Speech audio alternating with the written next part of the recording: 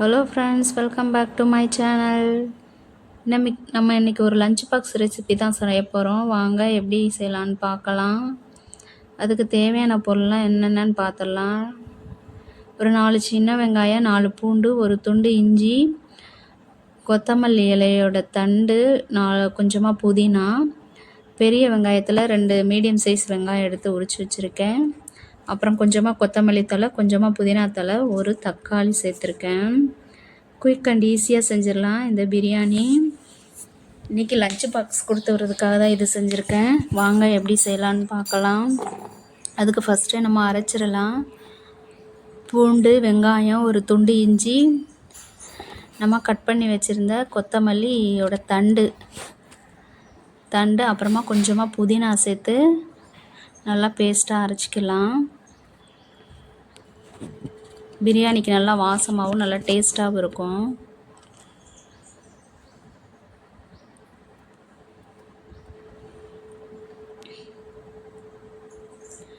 இப்போ குக்கரை அடுப்பில் வச்சாச்சு. குக்கர் நல்லா காயட்டும். இந்த டம்ளருக்கு 1.5 டம்ளர் அரிசி எடுத்து கழுவி அரை மணி நேரம் ஊற வச்சு கழுவி வச்சுருக்கேன். இது நார்மலாக நம்ம எப்போவுமே வீட்டில் சாப்பாடு செய்கிற அரிசி தான். ஒரு 50 கிராம் கொண்டக்கடலை வேக வச்சுருக்கேன். இப்போ பேஸ்ட் அரைச்சிட்டு வந்தாச்சு. இப்போ குக்கர் காஞ்சிருச்சு. நெய் சேர்த்துடலாம். இந்த ஸ்பூனுக்கு 1.5 ஸ்பூன் நெய் சேர்த்துருக்கேன்.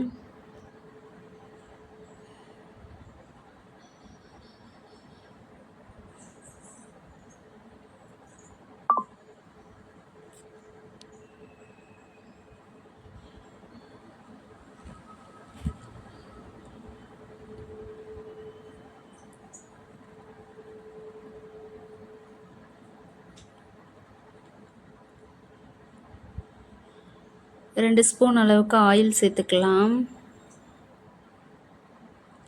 இப்போ எண்ணெய் நல்லா காயட்டும்.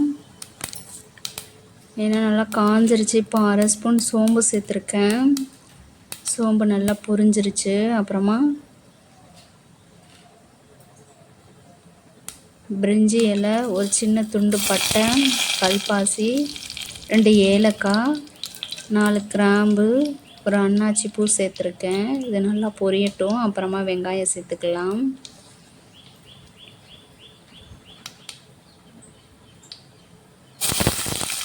பெரிய வெங்காயத்தில் 2 மீடியம் சைஸ் வெங்காயமே எடுத்து நீளவாக்கில் கட் பண்ணி வச்சுருக்கேன். அதையும் சேர்த்துக்கலாம். வெங்காயம் சேர்த்து நல்லா வதங்கட்டும். அப்புறமா தக்காளி சேர்த்துக்கலாம். நம்ம சேனலை பிடிச்சிருந்தா லைக் பண்ணுங்கள், ஷேர் பண்ணுங்கள், மறந்துடாமல் சப்ஸ்கிரைப் பண்ணுங்கள். வெங்காயம் நல்லா வதங்கிருச்சு. இப்போது கட் பண்ணி வச்சுருந்த தக்காளியை சேர்த்துக்கலாம். தக்காளி வதங்குறதுக்காக கொஞ்சமாக உப்பு சேர்த்து வதக்கலாம்.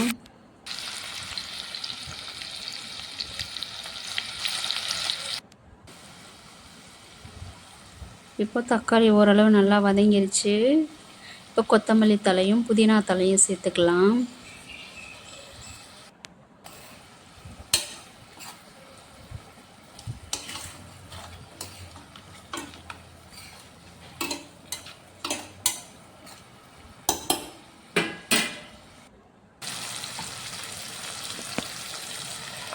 தக்காளி, புதினா எல்லாம் நல்லா வதங்கிருச்சு. இப்போ அரைச்சி வச்சிருந்த பேஸ்ட்டை சேர்த்துக்கலாம்.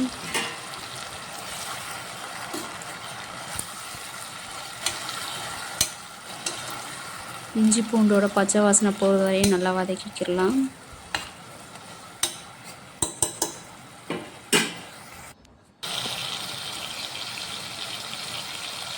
அப்புறமா பிரியாணிக்கு தேவையான மசாலா சேர்த்துக்கலாம். இது சக்தி பிரியாணி மசாலா தான் சேர்க்குறேன்.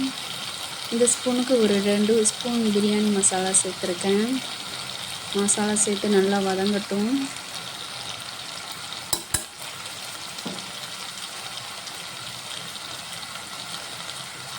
இதை டக்குன்னு குறைவான நேரத்திலே செஞ்சிடலாம். பிரியாணி சாப்பிடும் போல் இருந்துச்சுன்னா சுண்டல் மட்டும்தான் நம்ம ஊற டைம் எடுக்கும். மற்றபடி பிரியாணிலாம் சீக்கிரமாக செஞ்சிடலாம். நல்லா நான்வெஜ் மாதிரி டேஸ்ட்டாக இருக்கும்.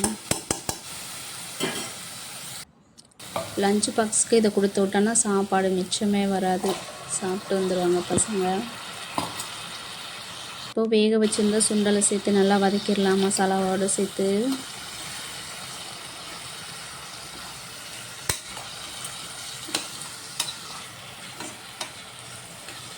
இப்போ மசாலாவோடு சேர்த்து சுண்டல் நல்லா வதங்கிருச்சு.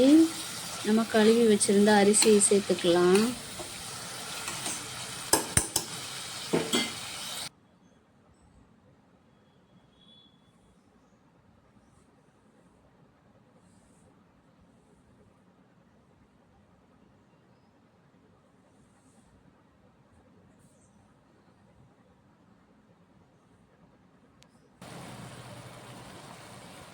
இந்த அரிசிக்கு 3 டம்ளர் தண்ணி வச்சா தான் வேகும். 1 டம்ளர் அரிசிக்கு 3 டம்ளர் தண்ணி.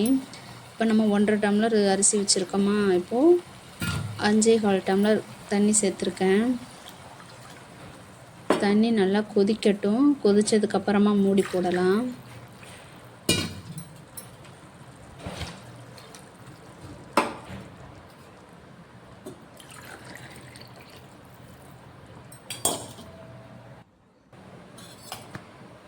இந்த ஸ்டேஜில் உப்பு செக் பண்ணிக்கோங்க.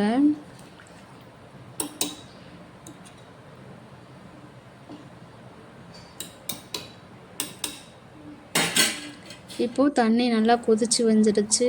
இப்போது மூடி போட்டு வெயிட் போட்டுடலாம். இப்போது 3 விசில் விட்டு சாப்பாடு நல்லா வெந்து வந்துடுச்சு.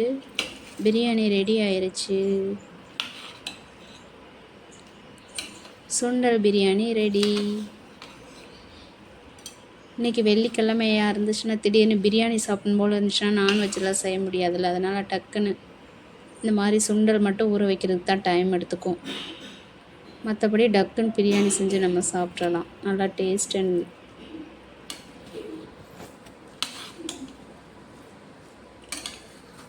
டேஸ்டியான சுண்டல் பிரியாணி ரெடி.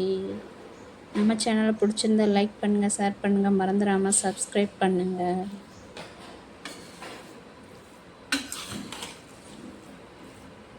தேங்க்யூ.